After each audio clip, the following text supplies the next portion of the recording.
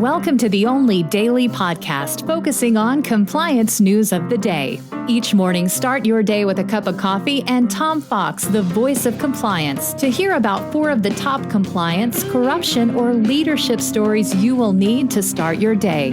The Daily Compliance News is a production of the Compliance Podcast Network.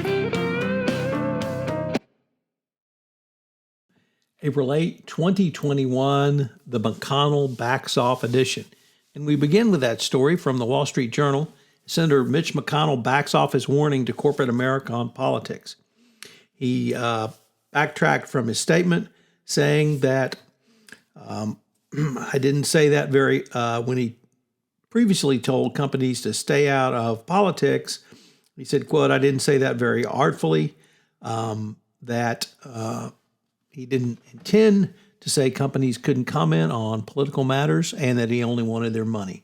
Of course, that's all he wants, and he doesn't want them commenting. But the backlash was so great from the corporate folks that McConnell actually had to back off. His entire approach is typical of the GOP, and it's pretty stupid anyway, but they seem to be wanting to make enemies of corporate America. And that really leads to our second story from the Washington Post, and that is the toxicity of former President Trump is choking off traditional money-making opportunities for his cabinet members.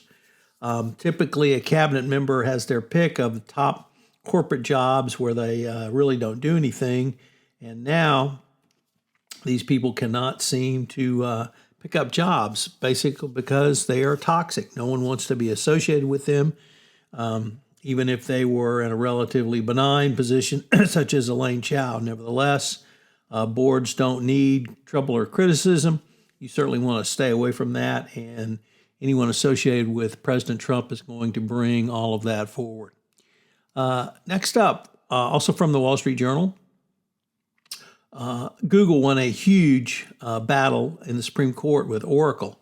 Basically, Google had taken Oracle's open source based code and copied it and then improved it or changed it.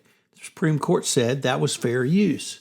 This ruling completely reversed the district court and court of appeals finding, and frankly, I think stunned most commentators in the intellectual property field.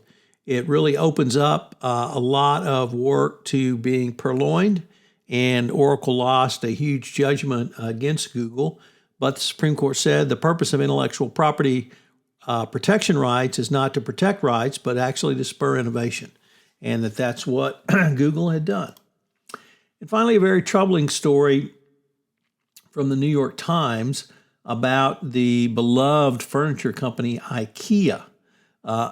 In France, a prosecutor has charged a system of espionage by IKEA against its workers, its customers, its suppliers, its union members, and a wide variety of other stakeholders and persons.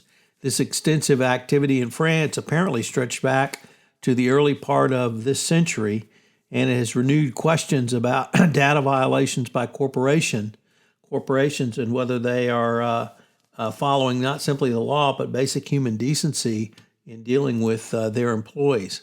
The case stems from a lawsuit brought by a French union, which demonstrated the pervasive nature of IKEA with the image of a homespun retailer with humanist values, have been just decimated by the lawsuits, or rather the discovery and information that's come out in these lawsuits. So a very big black eye for IKEA. It's unclear if and when this information will percolate over to the United States. But if IKEA is pulling the same stunts in the United States, I think that it will have a reputational disaster on its hands of the which it has never seen. The Daily Compliance News is a production of the Compliance Podcast Network and a proud member of C-Suite Radio.